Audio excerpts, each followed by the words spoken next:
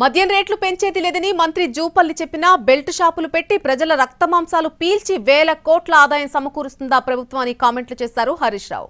ఈ తరహా వ్యాఖ్యలను తీవ్రస్థాయిలో ఖండించారు ఆర్థిక మంత్రి భట్టి విక్రమార్క. జూపల్లి అనని మాటల్ని అన్నట్టుగా హరీష్ రావు చెప్పారంటూ ఆగ్రహం వ్యక్తం చేశారు. మన జూపల్లి కృష్ణారావు గారు ఎక్సైజ్ మంత్రి గారు వాస్తవాలు ఒప్పుకున్నందుకు వారికి ధన్యవాదాలు. 7,000 కోట్లు పెంచుతున్నాం.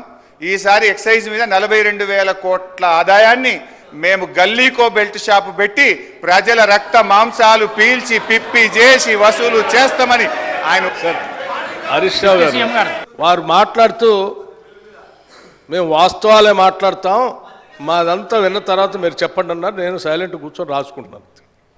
ఏం చెప్పారు? లేచి ఎక్సైజ్ మంత్రి గారట లేచారట, వారు 7,000 కోట్ల ఆదాయాన్ని పెంచడానికి గల్లీ గల్లీ బెల్ట్ షాప్ పెడతాం, మేము పెంచుతామని వారు చెప్పారట. ఇప్పుడే కదా అందరు విన్నారు కదా అధ్యక్ష, ఆ మాట ఏమన్నా అన్నారా వారు?